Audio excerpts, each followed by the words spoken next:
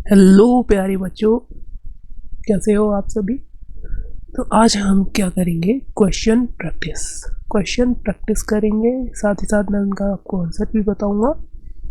और आज हम अपने कुछ मैचिंग टाइप क्वेश्चन सॉल्व करेंगे। ठीक, तो चलें स्टार्ट करें अपना क्वेश्चन प्रैक्टिस सेशन। चलो जल्दी जल्दी से आ जाओ।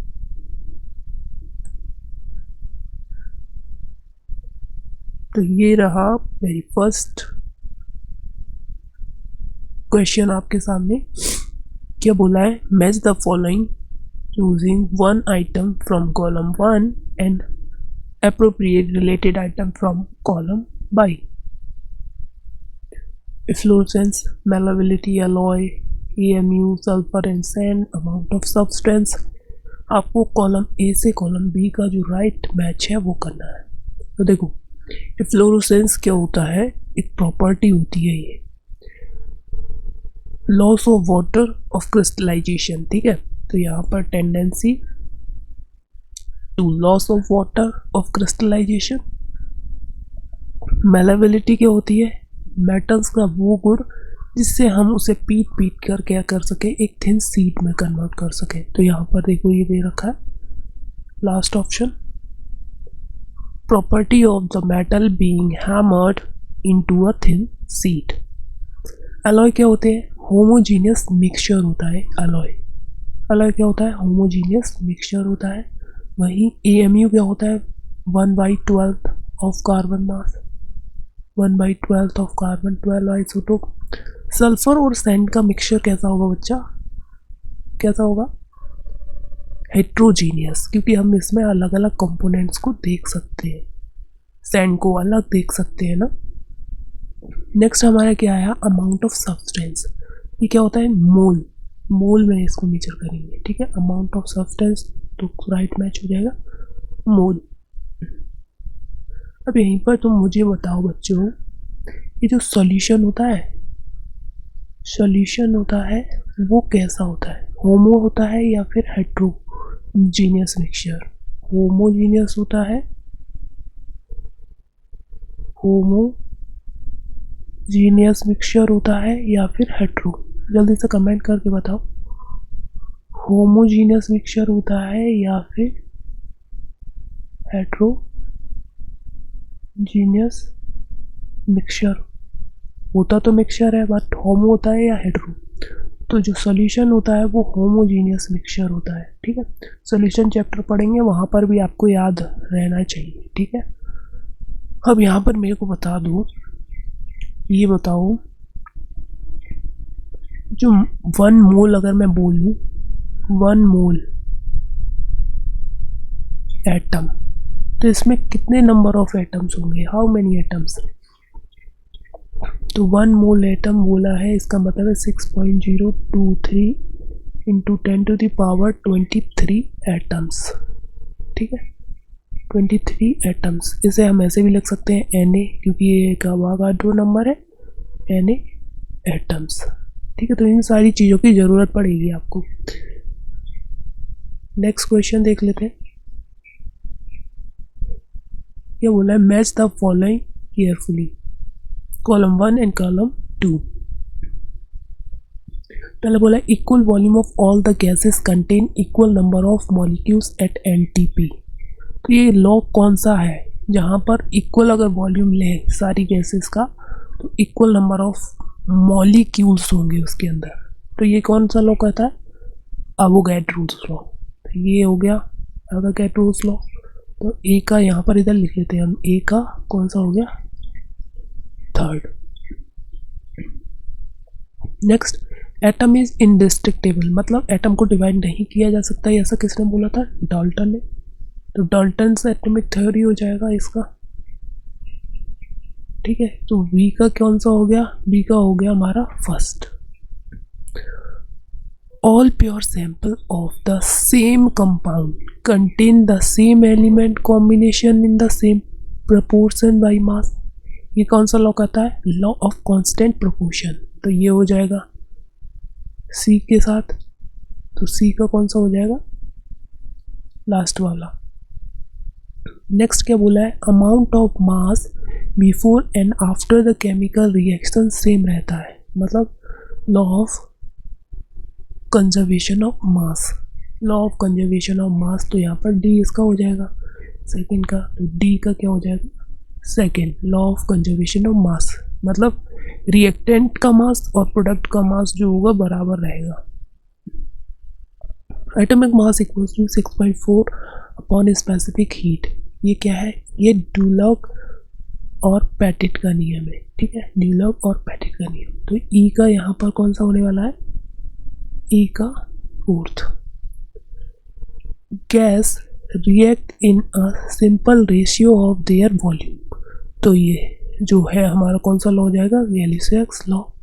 तो एफ का यहाँ पर है फिफ्थ, फर्स्ट का थर्ड हो जाएगा, बी का फर्स्ट हो जाएगा, और सी का जो है लास्ट वाला law of constant proportion, D का जो है यहाँ पर second law of conservation of mass, E का हो जाएगा यहाँ फोर्थ, डी लगता था पैटिट का नियम, और लास्ट गैसेस रिएक्ट करेंगी सिंपल रेशियो में ऑफ देयर वॉल्यूम, ये गैलिसियस ने बोला, ठीक है। यहाँ पर मैचिंग तो हो गई। अब आप मुझे बताओ लॉ ऑफ कंजर्वेशन ऑफ मास किसने दिया, who give law of conservation of मास। चलो एक हिंट दे दूँ, इन्हें फादर ऑफ केमिस्ट्री भी बोलते हैं,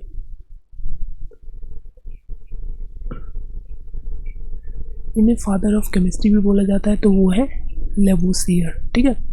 एटॉमिक थ्योरी डाल्टन ने दी, इन्होंने एक और लॉ दिया था, बताओ नाम बताओ इनका। तो इन्होंने दिया था law of multiple proportion, law of multiple proportion, ठीक है। लॉ ऑफ मल्टीपल प्रोपोर्शन किसने दिया था, ये भी डाल्टन ने ही दिया था। अब ये बताओ लॉ ऑफ प्रोपोर्शन जो था कांस्टेंट प्रोपोर्शन या डेफिनेट प्रोपोर्शन, ये किसने दिया, कमेंट करके बताओ लॉ ऑफ कांस्टेंट प्रोपोर्शन किसने दिया। तो ये प्राउस्ट साइंटिस्ट थे, जोसेफ प्राउस्ट, उन्होंने लॉ ऑफ कांस्टेंट प्रोपोर्शन दिया, ठीक है।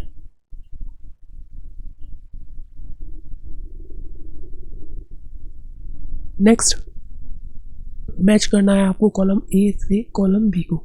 मोस्ट अबंडेंट एलिमेंट, सबसे ज़्यादा पाए जाने वाला एलिमेंट, तो ये कौन हो जाएगा, oxygen element.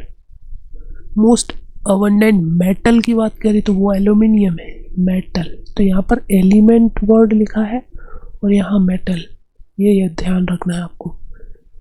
Liquid at room temperature, तो वो तो मरकरी हो जाएगा, जो कि लिक्विड होता है रूम टेम्परेचर पर। हार्डेस्ट सब्सटेंस जो है वो क्या है, डायमंड। हार्डेस्ट सब्सटेंस क्या हो गया आपका, डायमंड। मोस्ट डक्टाइल मेटल कौन हो जाएगी, प्लैटिनम। प्लैटिनम जो है वो क्या है, मोस्ट डक्टाइल मेटल हो जाएगी। एंड ट्रांसयूरेनिक एलिमेंट कौन है, प्लूटोनियम।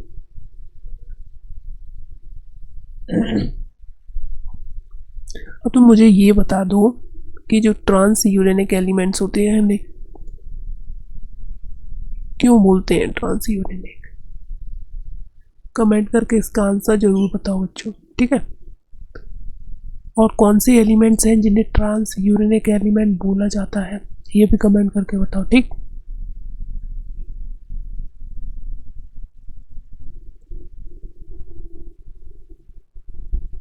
तो नेक्स्ट देखो अपना नेक्स्ट क्वेश्चन कह रहा है वेपर डेंसिटी। वेपर डेंसिटी का फॉर्मूला हमें पता होता है, vapour density into 2 equals to क्या होता है, मॉलिक्यूलर वेट। मॉलिक्यूलर वेट हो जाएगा। तो यहाँ पर रिलेशन देखो, मॉलिक्यूलर वेट इंटू 1/2, इसको 2 को इधर भेजेंगे 1/2 बन जाएगा। तो अपना आंसर आएगा ये वाला। अब बात करें तो यहाँ पर लिखते चलो, फर्स्ट का क्या है, fourth. Vapour density equals to molecular weight into 1/2। Mole क्या होता है, मोल क्या है, कलेक्शन ऑफ Na एटम्स हो जाएगा। Na एटम्स क्या है, अवोगाड्रो नंबर। तो यहाँ पर जो B है उसका आंसर कौन सा है, third. 12 gram carbon atom, 12 gram carbon atom की अगर हम बात करें तो उसके अंदर यहाँ पर 12 ग्राम कार्बन एटम के अंदर आपको क्या मिल जाएगा, Na एटम्स भी मिल जाएंगे। क्यों, कैसे निकाल के देख लेते हैं। सी पोर्शन के लिए हम सॉल्व कर रहे हैं। 12 ग्राम मतलब वेट दे रखा है, 12 ग्राम कार्बन लिखा है, इसका मतलब है इसके क्या दे रखे हैं, ये दे रखे हैं उसके मोल्स।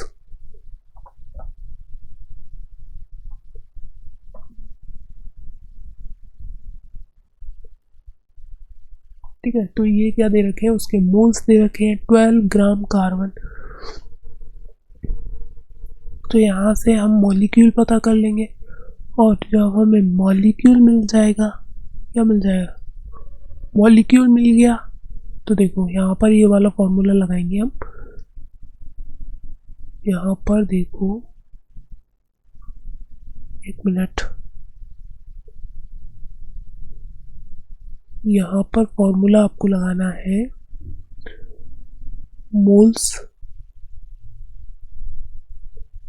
एन से रिप्रेजेंट करेंगे number of molecules, atoms, particles, कुछ भी हो सकता है, अपॉन Na, एवोगैड्रो नंबर। ठीक है, तो यहाँ से हमें मॉलिक्यूल्स मिलेगा, और फिर जब मॉलिक्यूल्स आ गए तो नंबर ऑफ एटम निकालने के लिए number of atom equals to क्या होता है, number of molecules into their atomicity. Atomicity कौन सी सिटी, कौन सी सिटी, एटॉमिसिटी। तो यहाँ पर समझ लो एटॉमिसिटी क्या होता है, इधर समझो, देखो एटॉमिसिटी, एटॉमिसिटी का मतलब क्या है, जैसे मैंने बोला आपको अमोनिया, तो इसके अंदर नंबर ऑफ एटम्स कितने हैं, टाइप नहीं पूछा, नंबर पूछा। इसमें 3 हाइड्रोजन है और 1 नाइट्रोजन है, तो एटॉमिसिटी होगी इसकी 4।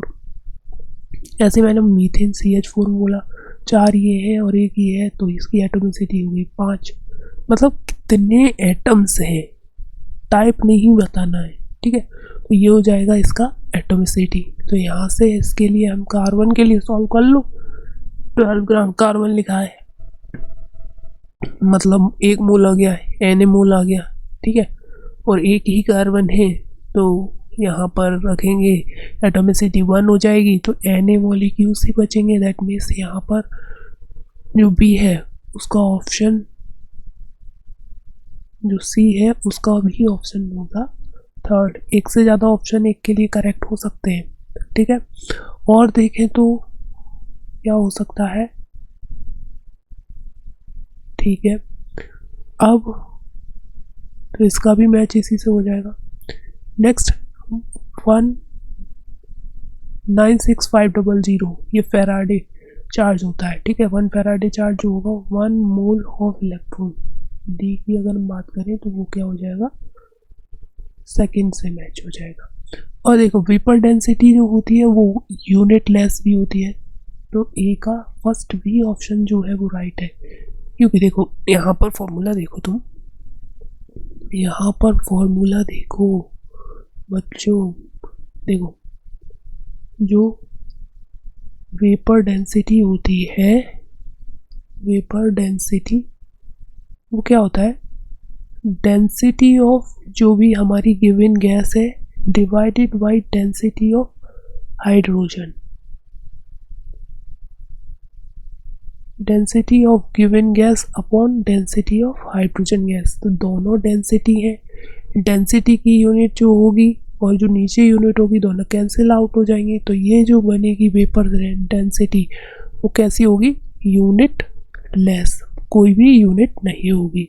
तो जो फर्स्ट है उसके 2 आंसर हो सकते हैं, या तो मॉलिक्यूलर वेट वाला इनटू हाफ करके, और या फिर यूनिट लेस। ठीक है, समझ में आया। तो यहाँ पर आपको ये जो फर्स्ट फॉर्मूला है molecules equals to number of moles equals to number of molecules upon Na, और अगर हमें एटम चाहिए है तो molecules divided by their atomicity, और ये तीसरा वेपर डेंसिटी और मॉलिक्यूलर वेट के बीच में रिलेशन, ये याद होना चाहिए। चौथा आप ये वेपर डेंसिटी याद कर लो, डेंसिटी ऑफ कोई भी गैस जो भी गिवन रहेगी और डेंसिटी ऑफ हाइड्रोजन से डिवाइड कर देंगे। ये कितनी होती है density of hydrogen? Density of hydrogen कितनी होती है? तो होती है 0.4089 ग्राम पर ml। ठीक है, ग्राम पर ml, यूनिट ज़्यादा इम्पोर्टेंट है। ठीक है, और यहाँ पर हमने ये समझा कि एटॉमिसिटी क्या होती है बच्चों। ठीक, तो क्लियर है, आगे चलें। ठीक है, तो नेक्स्ट हमसे क्या बोल रहा है? नेक्स्ट क्वेश्चन देखो, 1.6 ग्राम मीथेन यहाँ से किसके साथ मैच करेगी? 1.6 ग्राम मीथेन दे रखा है, तो यहाँ पर हम देख लें। पहला, यहाँ पर हम फॉर्मूला लगाएंगे number of moles. Moles n से रिप्रेजेंट कर रहे हैं, weight in gram upon molecular wait.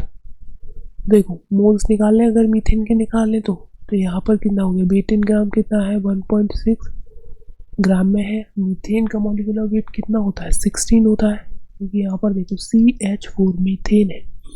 Carbon का मॉलिक्यूलर वेट 12 प्लस 4 हाइड्रोजन है, तो टोटल 16 आ जाएगा। तो यहाँ से 0.1 मोल जो आ गए किसके? मीथेन के। तो यहाँ पर 0.1 मोल आ रहा है आंसर।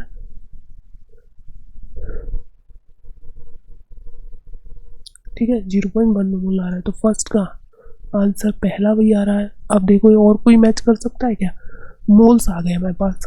अब नंबर ऑफ इलेक्ट्रॉन्स यहाँ पर कुछ ऑप्शन में दिया है, तो इसमें इलेक्ट्रॉन्स भी निकाल लें।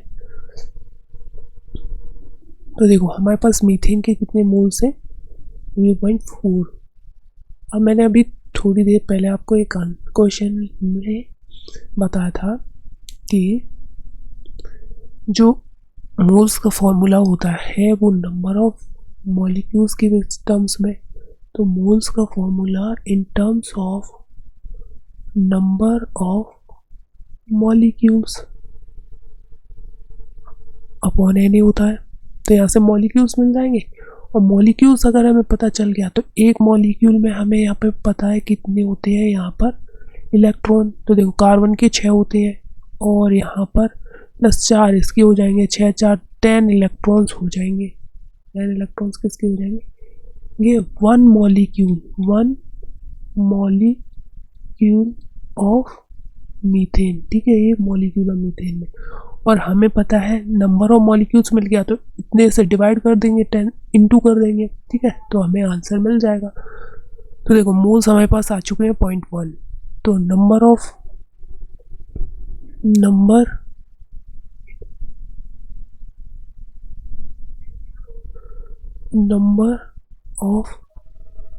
मॉलिक्यूल्स इक्वल्स टू क्या हो जाएगा? मोल्स कितने हैं? 0.1 इंटू Na। तो ये तो हो गया मोल्स, लेकिन हमें चाहिए क्या? इलेक्ट्रॉन्स। तो यहाँ पर हम निकाल सकते हैं number of electrons in 0.1 molecules में निकालने हैं। तो number of electrons in methane जितना हमें गिवन है 0.1, तो क्या होगा? एक में होता है 10, तो 0.1 में 0.1 इंटू Na हो जाएंगे, और यहाँ से क्या हो गया? Na इलेक्ट्रॉन्स क्या आ गए? मतलब Na का मतलब हो गया 6.023 into 10 to the power 23 electrons. That means कि इसका जो ऑप्शन नंबर सेकेंड भी इसके लिए राइट है। फर्स्ट का 2 से मैच हो गया। अगर हम अमोनिया के लिए वही काम करें, अमोनिया के लिए निकाल लो। देखो यहाँ पर देखो अलग कलर से कर लेते हैं, जिससे आपको सही से समझ में आए। देखो अमोनिया के लिए यहाँ पर हम अमोनिया के लिए सॉल्व कर रहे हैं। 1.7 gram weight in gram upon molecular weight. Molecular weight ammonia का यहाँ पर कितना हो जाएगा? तो यहाँ पर इसका 14 + 3 मतलब 17। तो यहाँ पर मॉलिक्यूलर वेट कितना होगा? 17, मतलब 0.1 मोल क्या हो जाएगा? अमोनिया, अमोनिया का भी 0.1 मोल आ रहा है, मतलब बी जो ऑप्शन है उसका आंसर फर्स्ट हो सकता है, बिल्कुल हो सकता है। नेक्स्ट अगर हम इसमें भी इलेक्ट्रॉन देखें तो वो भी काउंट कर सकते हैं। तो यहीं पर देखो इसके साथ नंबर ऑफ मॉलिक्यूल निकाल सकते हैं ऑफ अमोनिया, क्योंकि अब अमोनिया के लिए कैलकुलेट कर रहे हैं तो मोल्स इंटू एन ए वही आया सेम। अब एक अमोनिया के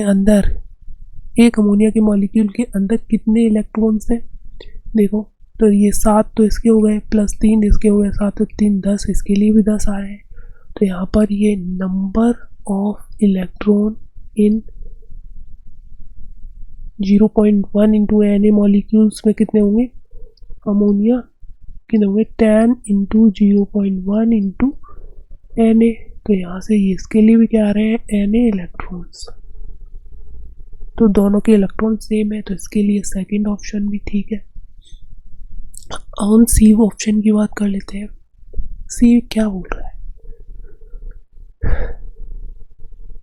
ये फॉर्मेल्डिहाइड दिया है हमें, इसका नाम क्या होता है, फॉर्मेल्डिहाइड क्या नाम होता है बच्चों, इसका नाम होता है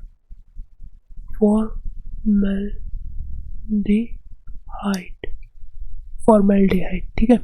अब क्या बोल रहा है, फॉर्मेल्डिहाइड वेपर डेंसिटी के साथ रिलेशन देख लेते हैं, ठीक है। तो यहाँ पर जगह नहीं है, यहाँ पर देखो बच्चों, जो फॉर्मेल्डिहाइड है इसका अगर हम बात करें तो CH2O है, ठीक है, CH2O है। अब देख लेते हैं इसमें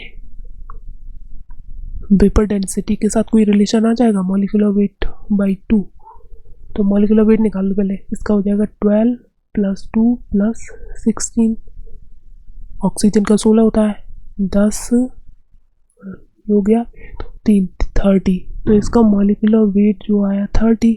और हमें पता है कि जो मॉलिक्यूलर वेट होता है equals to 2 into vapour density होता है, तो यहाँ से हम vapour density equals to 30 molecular weight by 2 मतलब 15 आ सकती है। तो सी का जो है वो हो जाएगा फोर्थ ऑप्शन। नेक्स्ट अगर हम बात करें, ये किसका फॉर्मूला दिया है, ग्लूकोज, जल्दी से बताया करो, ठीक है। ग्लूकोज C6H12O6, इसमें अगर हम कार्बन का परसेंट निकालें तो परसेंटेज के लिए एक फॉर्मूला है, यहाँ पर देखो थर्ड फोर्थ फॉर्मूला करके लिख लो, परसेंटेज ऑफ एलिमेंट जो भी लिखा है एलिमेंट लिख लो, इक्वल्स टू क्या होगा, जो भी एटम है उसका atomic weight into number of atom मतलब उसकी एटॉमिसिटी, नंबर ऑफ एटम कितना है उसका upon total molecular weight into 100, ठीक है। उसी को हम यहाँ पर अप्लाई करेंगे, देखो उसी को हम करेंगे अप्लाई।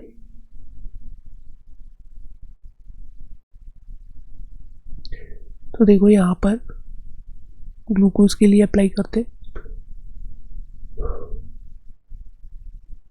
ग्लूकोज के लिए अप्लाई करा तो ये कार्बन कितने हैं ग्लूकोज के अंदर 6 है, इंटू एक का होता है 12 अपॉन टोटल इसका मॉलिक्यूलर वेट जो है वो इसका कितना होता है 180, ठीक है 180। तो हम लिखेंगे 180 इंटू 100, यहाँ से हमने जब इसे सॉल्व किया 6 18 3 चौक 12 और 1 0 तो 40%, तो इसका आंसर क्या आ गया 40%।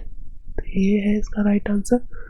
तो यहाँ पर डी के लिए आंसर कौन सा हो गया, थर्ड, ठीक है, समझ में आया। तो एक से ज़्यादा आंसर भी ठीक हो सकते हैं यहाँ पर। तो यहाँ पर मोटो क्या है कि आपको यहाँ पर ये फॉर्मूले याद कराना है सिर्फ, ठीक है बच्चों, क्या है साथ ही साथ बार बार आप फॉर्मूले लिखोगे ना तो याद हो जाएगा, वर्डन भी नहीं रहेगा याद करने का। यहाँ पर ये फॉर्मूला हो गया, ये फॉर्मूला याद करो, ये फॉर्मूला याद करो, बार बार लिखोगे ना तो समझ में आता जाएगा जो जो बोल रहे हैं हम, ठीक है। ये फॉर्मल्डिहाइड है, ग्लूकोज है, ऐसे लिखोगे ना, लिख लिख के याद करोगे सब समझ में आ जाएगा, ठीक है। बाकी नेक्स्ट बात करें अगले क्वेश्चन की।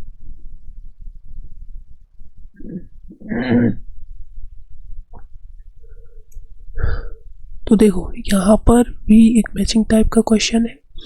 क्वेश्चन क्या कह रहा है, कॉलम 1 एंड कॉलम 2 को मैच कराना है।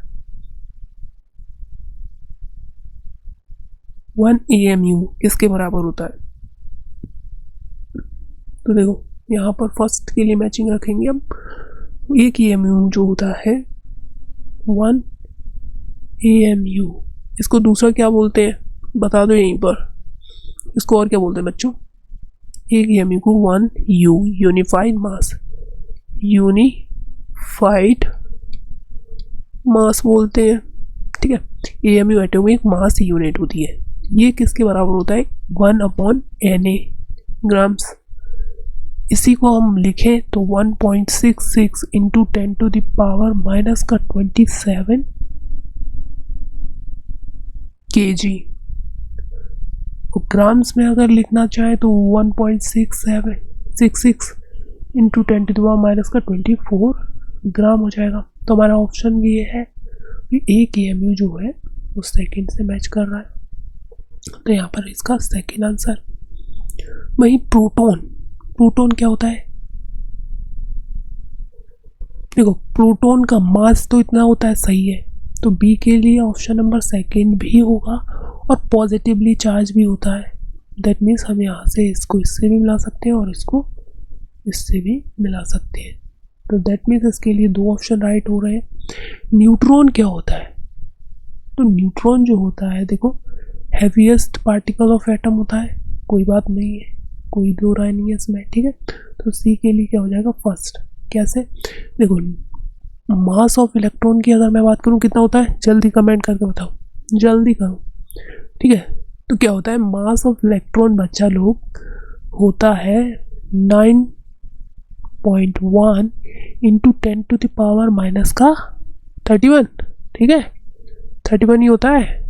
ठीक है, मास ऑफ प्रोटॉन की अगर मैं बात करूं तो मास ऑफ प्रोटॉन कितना होता है बच्चा जी, जल्दी बताओ। ये तो मैंने बताया, ठीक है, ये तो मैंने बताया, तो 1.66 इंटू 10⁻⁻27 kg। ठीक है, अगर मैं बोलूँ मास ऑफ न्यूट्रॉन बताओ तो कितना होता है, 1.687 इंटू 10⁻⁻27 kg। तो देखिए बच्चा जी, सबसे हल्का तो हो गया इलेक्ट्रॉन, फिर जो है मास, फिर है उससे थोड़ा सा ज़्यादा देखें तो ये जो हो जाएगा मास ऑफ प्रोटॉन, और सबसे ज़्यादा हो जाएगा 1.87 या 66, मतलब ये कम वैल्यू है। ये थोड़ी तो ज़्यादा, थोड़ी तो ज़्यादा है बेशक बहुत कम, लेकिन ज़्यादा है इसके कंपैरिजन में। माइक्रोस्कोपिक लेवल पर बात कर रहे हैं हम तो हैवीएस्ट पार्टिकल क्या हो गया, न्यूट्रॉन हो गया। ओके, अल्फा पार्टिकल की बात करें तो ये होता है पॉजिटिवली चार्ज, तो यहाँ पर डी का जो हो जाएगा आंसर बी। ठीक है, समझ में आया? तो आपको यहाँ पर याद रखना है 1 AMU जो होता है इसे यूनिफाइड मास भी बोलते हैं, जो 1/Na के बराबर होता है, या फिर हम बोले 1.66 इंटू 10⁻⁻27 kg के बराबर। ठीक है, याद रखनी है ये बातें, भूलना नहीं है। नेक्स्ट हमारा क्वेश्चन क्या कह रहा है,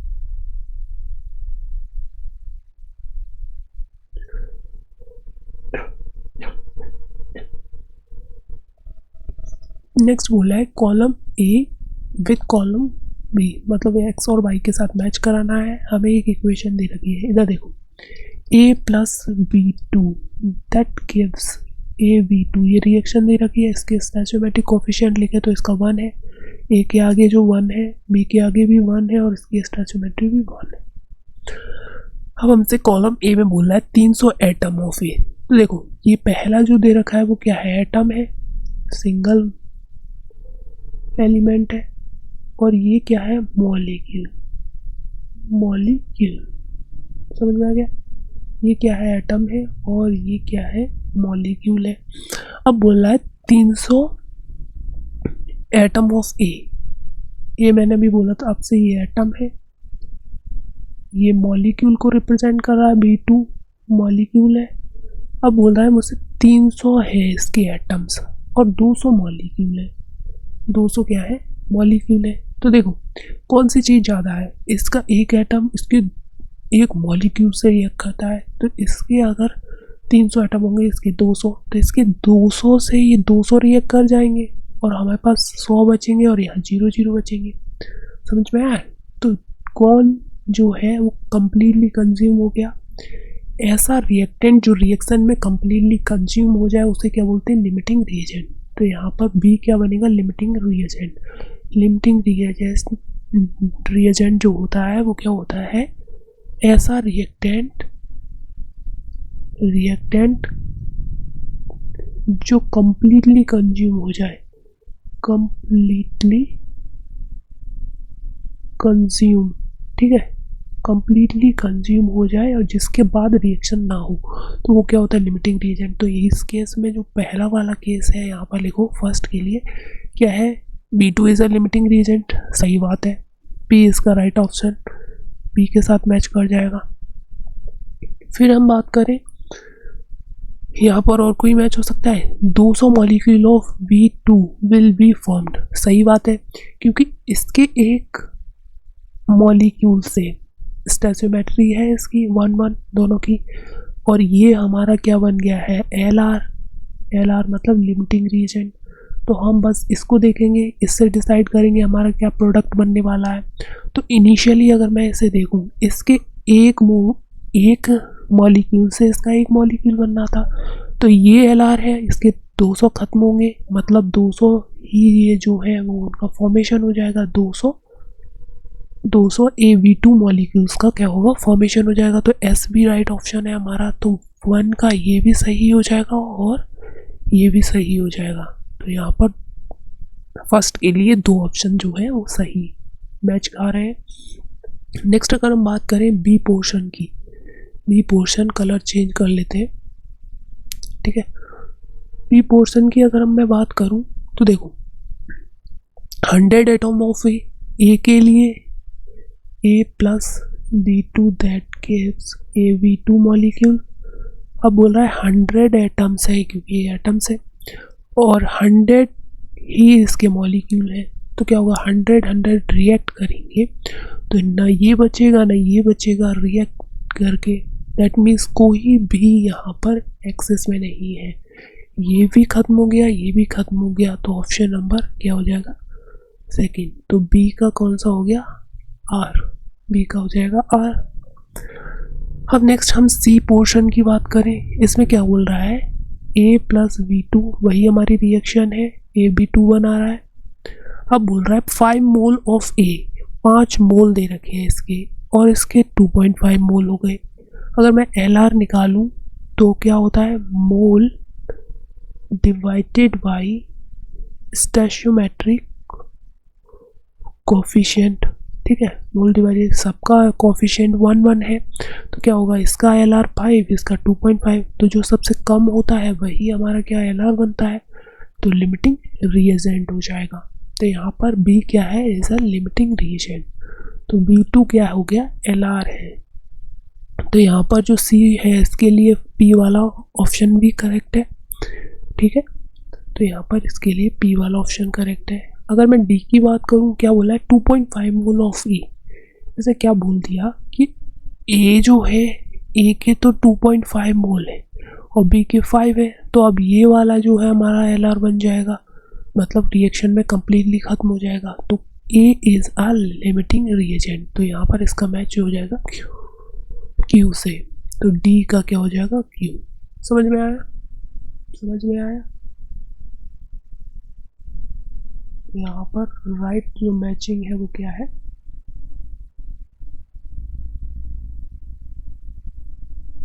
राइट मैचिंग है, ये फर्स्ट से भी हो सकता है और ये लास्ट से भी हो सकता है। ये दोनों ही कंप्लीटली ख़त्म हो गए थे और इसमें B2 जो था LR बना था और इसके अंदर ये जो है वो लिमिटिंग रिएजेंट बना, ठीक, समझ में आ गया। नेक्स्ट चले, नेक्स्ट चले, ठीक है। तो नेक्स्ट हम देखते हैं अगला क्वेश्चन। अगला क्वेश्चन बच्चा लोग क्या बोल रहा है, match the column 1 and column 2। N2 nitrogen है, नाइट्रोजन के लिए यहाँ पर हम रिलेशन देखेंगे, यहाँ पर कार्बन से तो कोई मतलब नहीं है, ये ऑप्शन नहीं होगा। यहाँ पर एम्पेरिकल फार्मूला वाले भी कोई ऑप्शन नहीं है, अब इन दोनों में हो सकते हैं। तो हम यहाँ पर अपना फर्स्ट का देख लेते हैं, इधर फर्स्ट की कौन कौन सी मैचिंग होंगी और इधर हम सॉल्व करेंगे। ठीक, तो देखो नाइट्रोजन, मैंने आपको वेपर डेंसिटी का बहुत बार फॉर्मूला लिखा दिया, अब बता दो molecular weight equals to 2 into vapour density. Okay, अगर मुझे वेपर डेंसिटी निकालनी है तो N2 का मॉलिक्यूलर वेट 14 दूनी 28 हो जाएगा, Y2 मतलब 14 और 14 वेपर डेंसिटी, तो N2 की मैचिंग तो इससे हो जाएगी, तो मतलब A का R। अब हम 14 Na इसके लिए भी चेक कर सकते हैं, नंबर ऑफ इलेक्ट्रॉन इन अ मोल, अ मोल मतलब एक मोल, 1 मोल। ठीक है, 1 मोल के अंदर कितना होगा, अगर मैं N2 का 1 मोल लूँ तो कितना होगा, तो मैंने आपको फॉर्मूला लिखाया था पीछे, वो उन्हीं फॉर्मूले पर बेस्ड है। तो सेकेंड देखो क्या था, मोल्स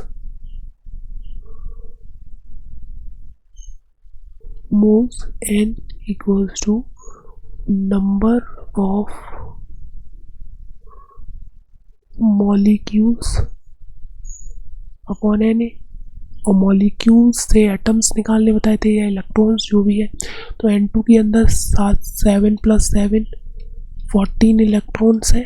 ठीक है, 14 इलेक्ट्रॉन्स है और नंबर ऑफ इलेक्ट्रॉन बताने एक मोल में, तो मोल की जगह पर रख दूँ 1। देखो यहाँ पर मोल की जगह पर रख दूँ 1, क्योंकि हमें 1 मोल दिया है, इंटू Na।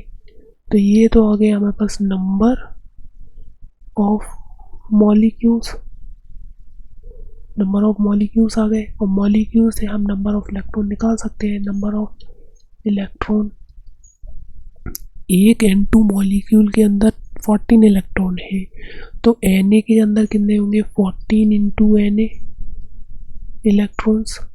ठीक है, तो यहाँ पर इसका ऑप्शन ये वाला भी राइट है, तो A के साथ S भी है।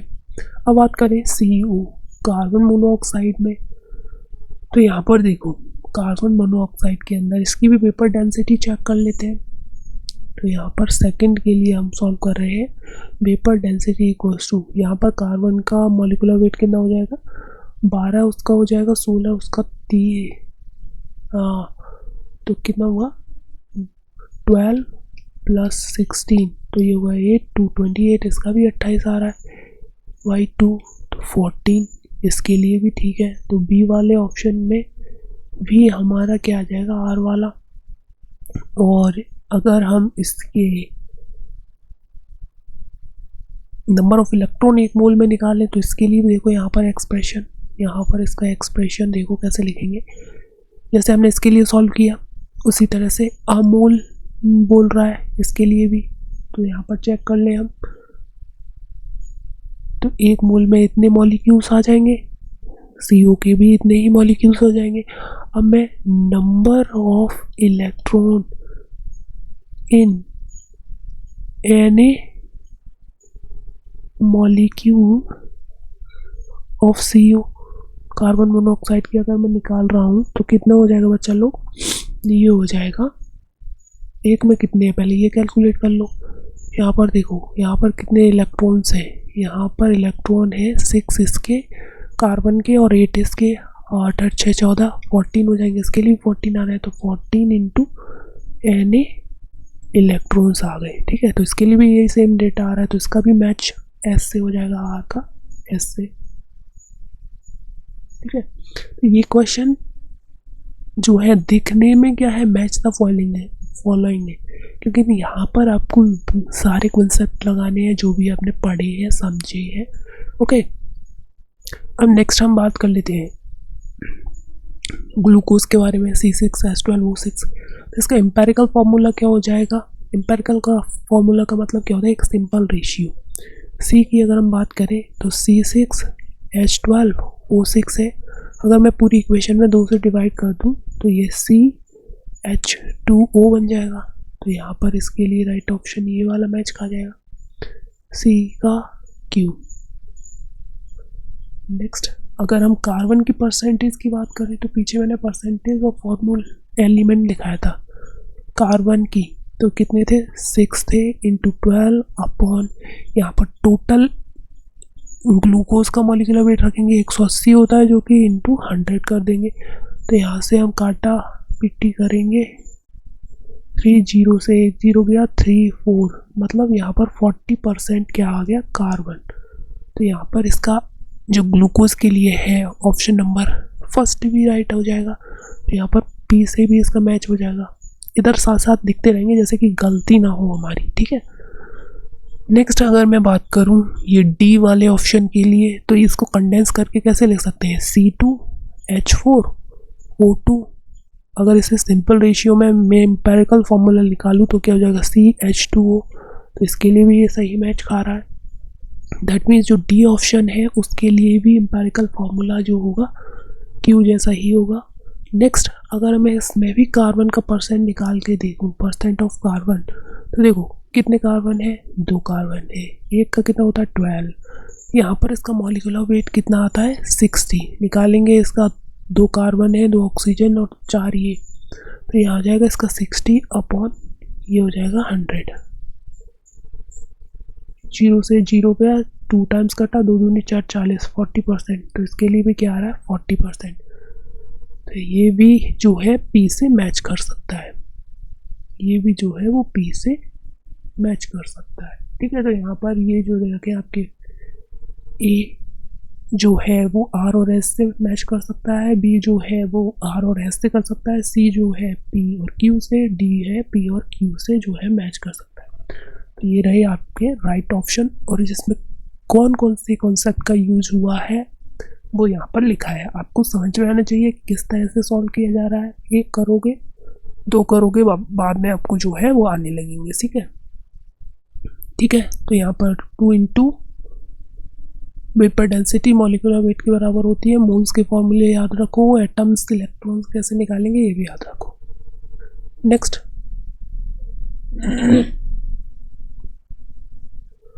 नेक्स्ट देखो बच्चा लोग,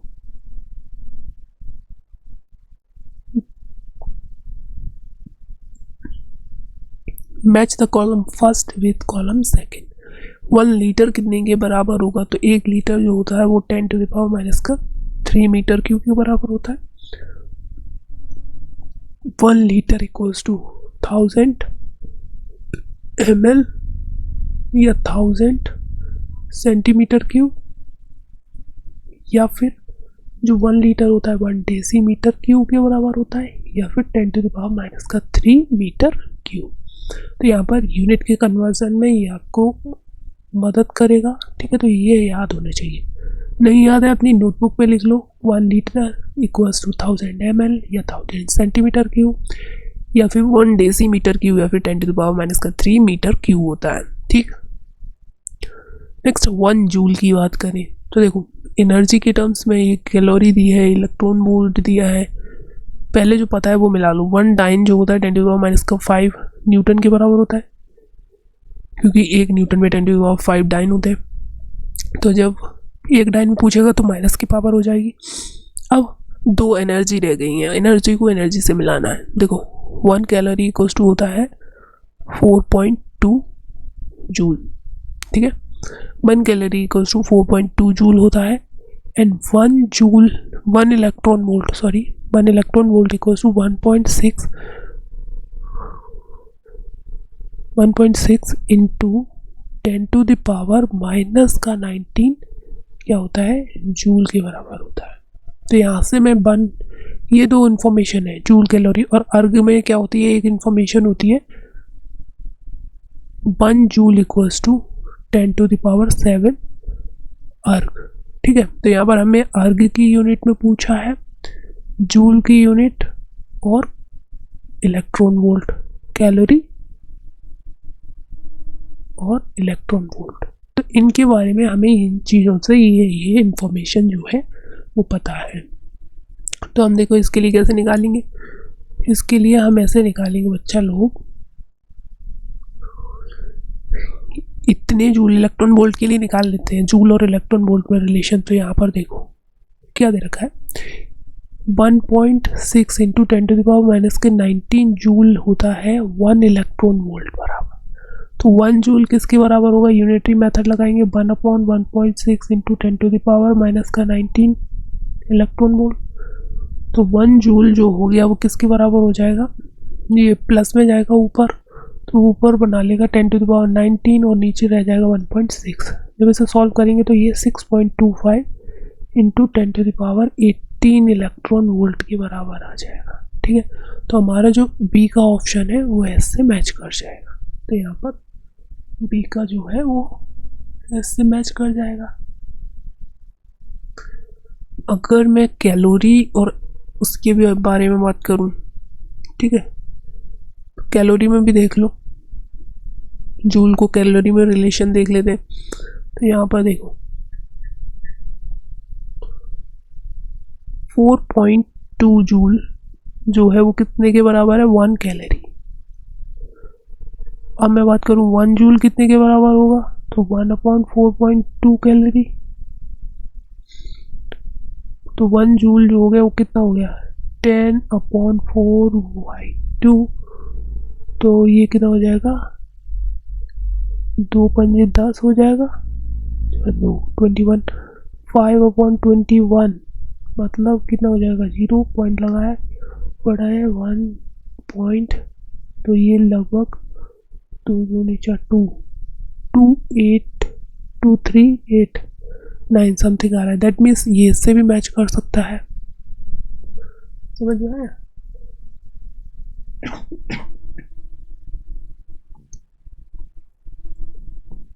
तो बी वाला जो है क्यू और एस दोनों से मैच कर सकता है। अब हम अर्ग की यूनिट देख लेंगे, इससे कन्वर्जन कर लेंगे अर्ग में और जूल में रिलेशन। ठीक है, अर्ग का कैलोरी में रिलेशन देख लेंगे। तो मैच लास्ट हमारा हो गया, देख लेते हैं इसका रिलेशन भी। ठीक है, तो यहाँ पर देखो जी 1 जूल बराबर इतने अर्ग होता है। यहाँ पर हम चेंज कर लेते हैं इलेक्ट्रॉन वोल्ट में। ठीक है, 10⁻7 अर्ग, तो 1 इलेक्ट्रॉन वोल्ट बराबर हो जाएगा 1.6 इंटू 10⁻⁻⁻19 जूल है। 1 जूल की वैल्यू यहाँ रख देंगे, यहाँ रखेंगे तो इंटू 10⁻7 ये क्या बन जाएगा, अर्ग। हमने अर्ग से निकालना है तो इसको देखेंगे, इधर कर लेंगे, तो ये 1 इतने इलेक्ट्रॉन वोल्ट हो जाएगा 1।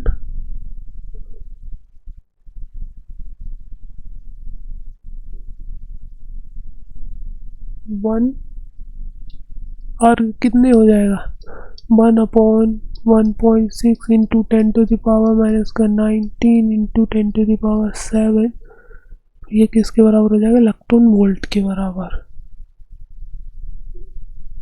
ठीक है, एक अर्ग, लेकिन हमें कितना पूछा है, इतने अर्ग में कितना होगा, तो जो 9 पॉइंट, यहाँ पर बच्चों जगह नहीं हुई है, देख लो यहाँ पर 10⁻6 करेंगे तो इसमें हम मल्टीप्लाई कर देंगे। मैं डायरेक्ट कर दे रहा हूँ, ठीक है, यहाँ पर डायरेक्ट कर दे रहा हूँ 9.9 इंटू 10⁻6 अर्ग।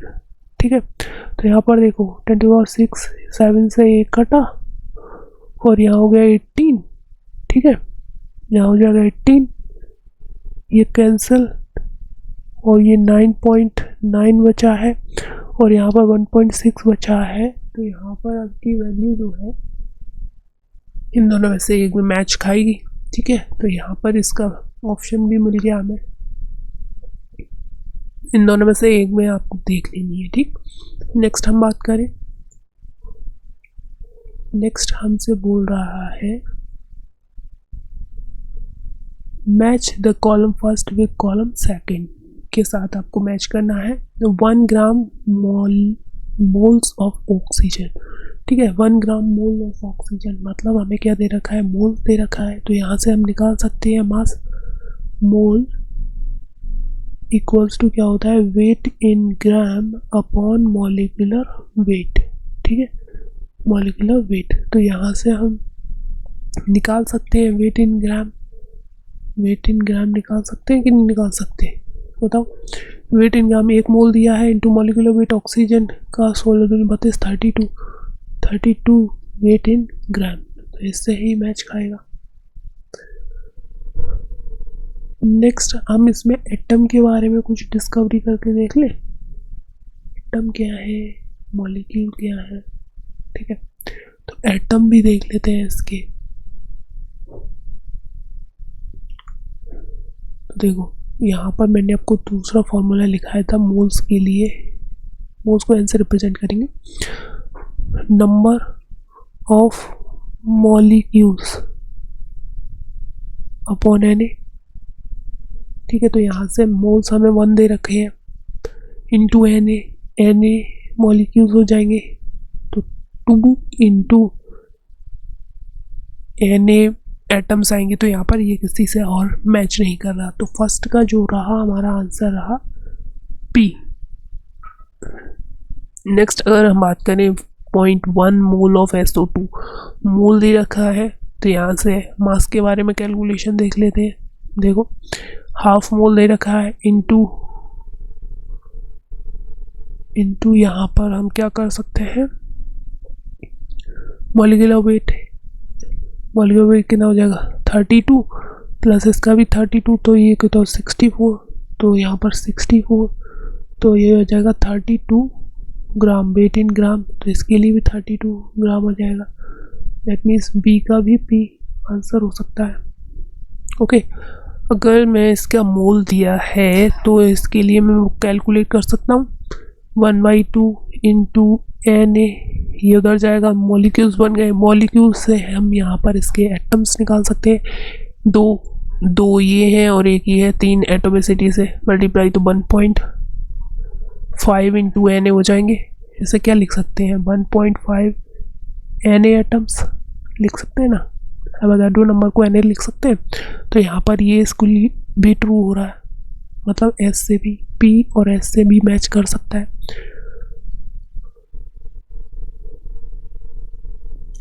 नेक्स्ट अगर वॉल्यूम की बात करें तो यहाँ पर एक और फॉर्मूला होता है। फॉर्मूला क्या होता है कि moles equals to volume in litre upon 22.4 at STP NTP condition, at STP NTP condition. तो देखो यहाँ पर हमें मोल दे रखा है इसका भी के लिए, यहाँ पर अगर मैं कैलकुलेट करूँ बच्चा लोग देखो, तो यहाँ पर हाफ मोल दे रखा है इंटू 22.4, तो यहाँ से हमें वॉल्यूम इन लीटर मिल जाएगा। वॉल्यूम इन लीटर, तो यहाँ पर देखो कितना हो जाएगा 11.2 एट STP, ये भी सही आ रहा है। दैट मीन्स ये इससे भी मैच कर सकता है, मतलब आर से भी मैच कर सकता है। Next C 1 gram of H2, ग्राम दिया है, wait in gram upon molecular weight से निकाल लेंगे, तो यहाँ से इससे निकालेंगे वेट इन ग्राम कितना दे रखा है, मोल निकाल सकते हैं ना, mole equals to weight in gram 1 molecular weight 2, half mole आ गया इसका, और हाफ मोल आ गया तो हम यहाँ से इसका क्या निकाल सकते हैं, मोल से हम वॉल्यूम निकाल सकते हैं। वॉल्यूम इन लीटर इसके लिए भी कितना आएगा, जब इसके लिए हाफ था तो इसके लिए भी वॉल्यूम 11.2 लीटर आ जाएगा एट STP। दैट मीन्स हम इसको इससे मैच कर सकते हैं, सी का जो है आर, सी का आर से मैच हो जाएगा, बाकी तो किसी से होने वाला नहीं है। नेक्स्ट अगर हम बात करें half mole of O3, moles दिया है, इससे हम क्या क्या निकाल सकते हैं, मॉलिक्यूलर वेट निकाल सकते हैं, वेट इन ग्राम से इसके लिए भी निकाल सकते हैं। तो देखो इसके लिए डी वाले ऑप्शन के लिए सॉल्व कर रहे हैं हम, हाफ मोल दिया है इंटू O3 ओजोन जो दे रखा है, इसका मॉलिक्यूलर वेट कितना हो जाएगा 48, तो ये हो जाएगा wait in grams of O3, तो ये कितना हो जाएगा 24 ग्राम। तो यहाँ पर इसका ऑप्शन जो हो जाएगा कि डी का जो हो जाएगा वो क्या हो जाएगा क्यू। और अगर मेरे पास हाफ मोल है तो मैं इसके एटम्स निकाल सकता हूँ। तो एटम्स कैसे निकालेंगे डी के लिए, नंबर ऑफ एटम्स, अब हमें जल्दी करना है, ठीक है। कैसे, into N A, half mole है, हाफ एन ए हो जाएगा, तो नंबर ऑफ मॉलिक्यूल्स मिल गया। अब मॉलिक्यूल्स इंटू एटोमिसिटी कर देंगे तो नंबर ऑफ एटम्स मिल जाएगा। तो एटोमिसिटी कितनी है इसमें 3 इंटू मॉलिक्यूल्स कितना हो गया 1/2 इंटू Na। तो ये क्या हो गया नंबर ऑफ एटम्स आ गए O3 के लिए। तो ये कितना हो गया 1.5 Na एटम। तो ये इससे भी मैच कर रहा है, दैट मीन्स एस से भी मैच करेगा। और हाफ मोल दिया है तो हम STP NTP कंडीशन पर वॉल्यूम भी सही है, तो यहाँ पर इसके लिए जो R वाला ऑप्शन है वो भी ठीक है। कैसे, यहाँ पर देखो वॉल्यूम इन लीटर अपॉन 22.4, मोल है हाफ, मोल कितना है इसके लिए हाफ है, इंटू 22.4 लीटर करेंगे तो ये वॉल्यूम इन लीटर मिल जाएगा। तो ये कितना हो गया 11.2 STP NTP कंडीशन पर। तो यहाँ पर QRS तीनों से मैच कर सकता है। ठीक है, यहाँ पर आपको ये क्वेश्चन कराने का मतलब यही है कि फॉर्मूले याद हो, कॉन्सेप्ट क्या लग रहा है इनके पीछे, कैसे सॉल्व करेंगे, बस ये देखना है आपको। ठीक, नेक्स्ट चले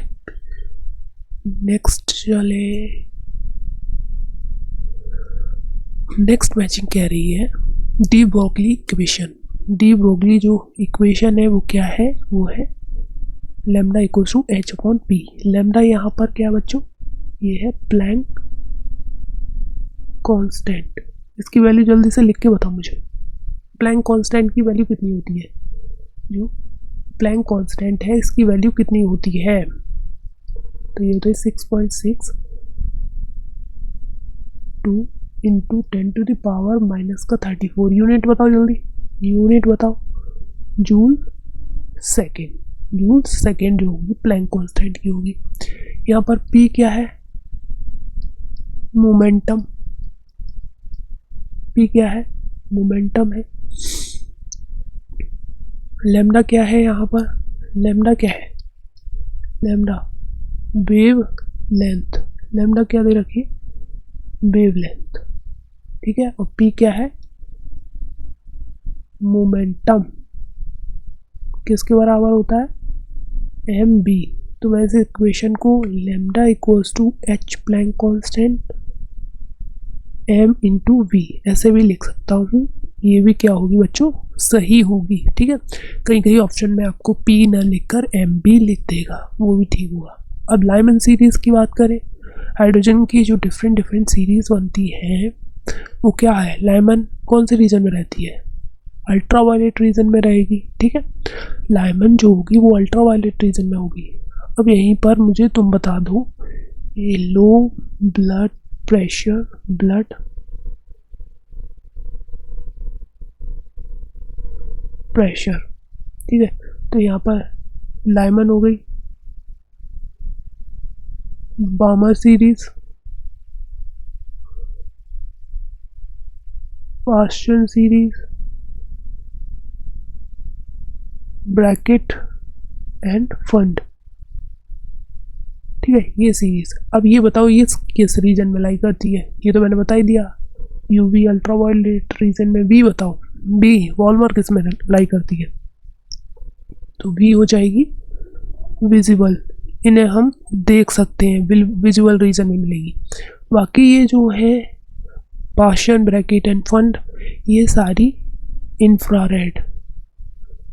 इंफ्रारेड रीजन में लाई करती है। ठीक है, तो आपसे ये भी पूछ सकता है लाइमन यूवी रेज में, विजुअल में बामर आती है, एंड पाशन, ब्रैकेट, फंड जो होंगी ये सारी किस में आएंगी, इंफ्रारेड रीजन में। तो ये याद रखनी है।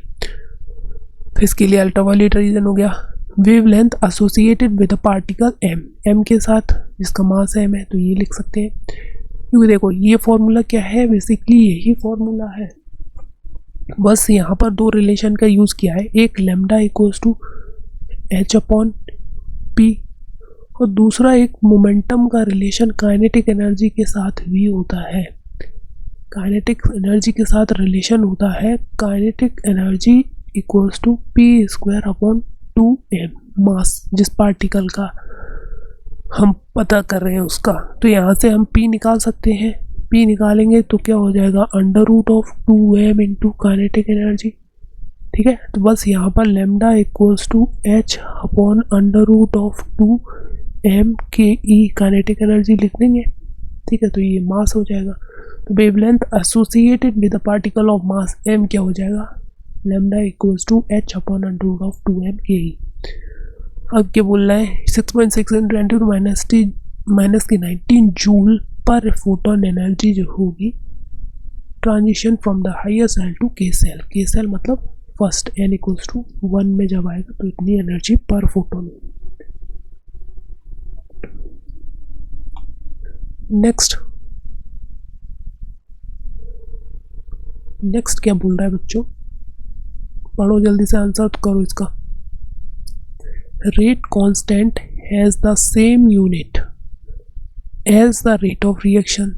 क्या बोल रहा है, रेट लॉ कैसे लिखा जाता है, R equals to K raise to the power, जो रिएक्टेंट है raise to the power their stoichiometric coefficient.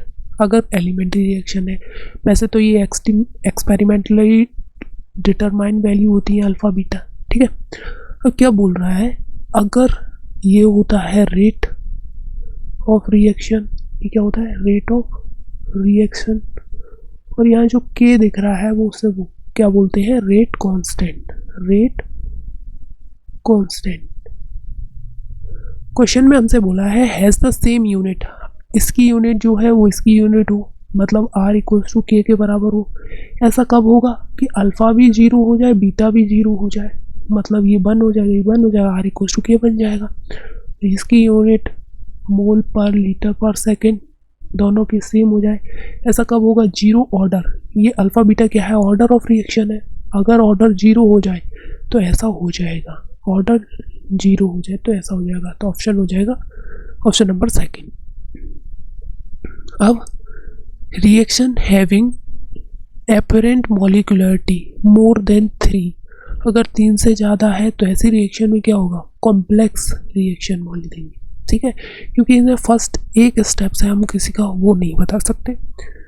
Order of reaction, अब बोल रहा है reaction having molecularity 2 but order of reaction is 1, मतलब ये स्यूडो यूनिमॉलिक्यूलर रिएक्शन है जिसमें मॉलिक्यूलरिटी 2 है लेकिन ऑर्डर जो है वो 1 है, ठीक है। अब बोला है for the reaction A to B the rate of reaction double, rate of reaction जो है वो डबल हो जाती है as the concentration of A is double. अगर ए की कंसंट्रेशन डबल कर दे तो देखो रेट ऑफ रिएक्शन कैसे लिखेंगे, इक्वल्स टू के, ए की कंसंट्रेशन जो है वो क्या हो जाती है डबल, रिएक्शन हो जाती है डबल अगर ए की कंसंट्रेशन कर दे 2A। तो ये कैसे होने वाला है, R डैश। तो यहाँ पर देखो इसका हमें ऑर्डर नहीं पता, ऑर्डर बताना है, ये ले लो, तो ये हो जाती है डबल, तो हमने डबल कर दी, डिवाइड कर दो दोनों को, R से R कैंसिल, K से K कैंसिल, तो यहाँ पर हो जाएगा e to the power n से e to the power n cancel, तो यहाँ पर 2 to the power 1 equals to 2 to the power n है, बेस सेम है कैंसिल, तो n इक्वल्स टू कितना आ जाएगा 1, मतलब फर्स्ट ऑर्डर रिएक्शन है। ये क्या निकाल लिया हमने, order of reaction. Order of reaction क्या है, फर्स्ट ऑर्डर रिएक्शन है, तो फर्स्ट जो है हमारा मैच कर जाएगा, समझ में आया, फर्स्ट जो है वो क्या हो जाएगा, मैच हो जाएगा। ऑर्डर ऑफ रिएक्शन जो हमसे बोला है वैसा लिखते जाओ, बस सॉल्व हो जाएगा आंसर। तो देखिए बच्चों यहाँ पर हमने अपने क्वेश्चन जो है कर लिए हैं खत्म। तो कीप लर्निंग, लाइक करें, शेयर करें एंड कमेंट योर फीडबैक। अगर आपको सेशन अच्छा लगा है तो लाइक भी करें, और साथ ही साथ चैनल जो आप जिस चैनल पर वीडियो देख रहे हैं दैट इज़ जॉइन एकेडमी, इसको आपको सब्सक्राइब भी करना है। यहाँ पर जो है मेरी प्लेलिस्ट भी बनी हुई है, आसानी से आप जाकर उस पर देख सकते हैं। कुछ यहाँ पर शॉर्ट ट्रिक्स की भी प्लेलिस्ट बनाई हुई है, वहाँ पर आप प्लेलिस्ट को जाएंगे, खोलेंगे और वीडियो देखेंगे डिफरेंट टॉपिक के ऊपर। कुछ छोटी छोटी जो है वो मैंने वीडियो वो है बनाई है, अपलोड है, तो आप वहाँ से उन्हें भी देख सकते हैं। तो keep learning, keep smiling and subscribe our channel, okay. तो मिलते हैं नेक्स्ट वीडियो में। नेक्स्ट कुछ इसी तरह के क्वेश्चन करेंगे, कुछ नया सीखेंगे, कुछ समझेंगे कैसे चीज़ों को सरल बनाना। ठीक है, ओके, बाय बाय।